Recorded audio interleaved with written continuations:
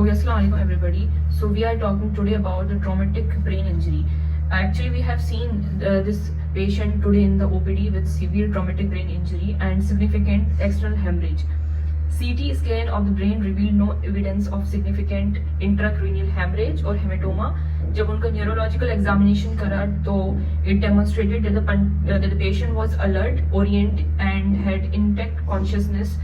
So how do we know that it is a type of which type of injury? So types of injury or trauma are the epidural, subdural, subarachnoid and intracerebral. Before going to learn the epidural hemorrhage, first we have to know about the meninges of the skull की जो brain की जो meninges हैं वो हमें पता होना चाहिए. Then we will jump into the topic epidural. So first of all ये है कि जो हमारा brain होता है वो जो meninges हैं वो उसकी कवरिंग होती है हमारी ब्रेन के ऊपर. सो अगर हम ऊपर से नीचे की तरफ आते हैं तो ऊपर it is dura mater, then arachnoid and then pia mater. So सबसे जो फर्स्ट लेयर होती है दैट इज ड्यूरा मैटर. उसकी भी दो लेयर होती हैं. जो फर्स्ट लेयर जो कि स्कल से इंटैक्ट होती है, बिल्कुल स्कल से जुड़ी हुई होती है और है ना हमारे स्कल बोन से, और जो सेकंड होती है जो कि खुद उस लेयर से जुड़ी हुई होती है जो कि स्कल बोन से जुड़ी हुई है.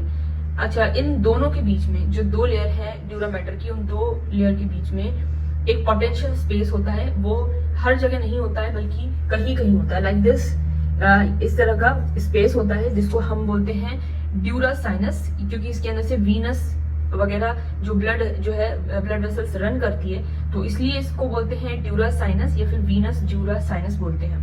सो यहाँ पे रन करती है और पूरे में रन नहीं करती बल्कि कुछ ही जगह पे जो है ये साइनस होता है. तो अगर जैसे कि अगर हम कोई भी पैथोलॉजिकल कंडीशन कर दें हमारे इन दो लेयर के बीच में, अगर ये जो दो लेयर हैं इनके बीच में हम ऐसी कंडीशन कर दें जिसकी वजह से ये एक स्पेस पोटेंशियल स्पेस क्रिएट कर दे, तो ये पैथोलॉजिकल कंडीशन बन जाती है. तो इसी कंडीशन को हम बोलते हैं एपिड्यूरल हेमरेज की कंडीशन में ऐसा ही होता है कि पैथोलॉजिकल जो है स्पेस बन जाती है और फिर ये फर्दर जो है पेशेंट क्लिनिकल मैनिफेस्ट करता है अलग अलग साइन और सिम्टम के साथ. तो ये चीज होती है. अगर किसी को हेड इंजरी होती है, किसी का एक्सीडेंट होता है, तो उसकी वजह से क्या होता है कि यहाँ पे जो हमारी जो ड्यूरा मैटर है, जो हमारी स्कल से अटैच होती है, और उसके बाद ये जो ड्यूरा मैटर स्कल से अटैच होती है, और उसके बाद एक और लेयर है जो कि उस लेयर से अटैच होती है जो स्कल से अटैच होती है. तो इन दोनों के बीच में जो है आर्टरीज वगैरह रन करती है, जो हमें पता होनी चाहिए. मेनिंजियल आर्टरीज एंड वेन्स जो रन करती है उसके अंदर क्या होता है, लेसरेशन हो जाता है. लेसरेशन की वजह से यहाँ पे ब्लीडिंग होने लगती है. और क्योंकि यहाँ पे हमें पता है कि यहाँ कोई अभी जगह नहीं है, कोई स्पेस नहीं है, तो ये जो स्पेस है दोनों के लेयर के बीच में, ड्यूरा मैटर के बीच में, तो इस स्पेस में क्या होता है, ये जो क्योंकि ये जो लेयर है वो बिल्कुल आपस में ऐसे अटैच हुई होती है. तो लेकिन क्या होता है कि जब इसके अंदर ब्लीडिंग होती है तो ये आपस में फिर डिटैच होने लगती हैं और ब्लड कलेक्शन होने लगता है. तो इस तरीके का आपको हेमेटोमा दिखेगा. ये दिख रहा है आपको कॉन्वेक्स बाय कॉन्वेक्स दिखेगा. और ये एक डायग्नोस्टिक फीचर है कि जैसे हमें पता चलता है कि किसी को आपका इंजरी हुई है और उसमें जो है उसका जो क्लिनिकली पेशेंट जो है उसका प्यूपल उसी तरफ का डायलेटेड होगा, और उसका जो आपका ये एक तरफ की वीकनेस यानी कि कॉन्ट्रालेटरल वीकनेस उसको हो जाएगी, पैरालिसिस हो जाएगा. तो ये चीजें देखने को मिलेंगी उस पेशेंट में. और एक चीज सबसे इंपॉर्टेंट है उस पेशेंट के अंदर जो वो टिपिकली इस कंडीशन में बताएगा, अगर उसको एपिड्यूरल हेमरेज होता है तो वो बताएगा आपको ल्यूसिड इंटरवल. तो lucid interval, what is lucid interval?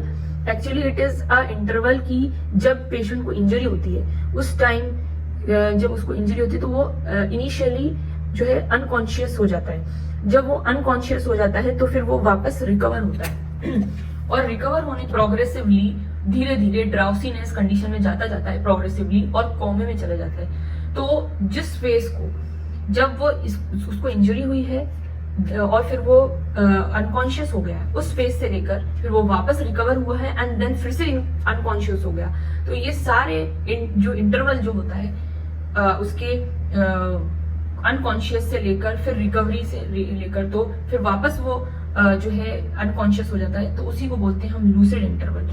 तो अगर कोई पेशेंट आपको दिखता है कि वो उसको इंजरी हुई थी, उसका एक्सीडेंट हुआ था, उसको जो मोस्ट वीकेस्ट जो साइड होती है, लोकेशन होती है, दैट इज अपना टेम्पोरल लोब, क्योंकि उसके अंदर क्या होता है, squamous part of temporal bone होती है और squamous part of parietal bone, दोनों आपस में जाके मीट करती है, तो वो बन जाता है वीकेस्ट पॉइंट। और जब कोई हिट करता है उस टेम्पोरल रीजन को, तो उसकी वजह से ये वाली जो आपकी एपिड्यूरल हेमरेज वो हो जाता है। तो आप पेशेंट से फौरन पूछें या फिर उसको उसके अटेंडेंट से पूछें कि इसको जब इंजरी हुई थी तो ये अनकॉन्शियस हुआ था, अनकॉन्शियस होने के बाद फिर ये रिकवर हो गया था फौरन, और उसके बाद फिर से ये प्रोग्रेसिवली अनकॉन्शियस होता जा रहा है, ऐसा हुआ है। तो अगर ऐसा हुआ है तो इट सजेस्ट दैट उसको एपिड्यूरल हेमरेज है, और उसको फौरन सीटी या एमआरआई से आप पता लगा सकते हैं कि ये चीज जो है कंफर्म करने के लिए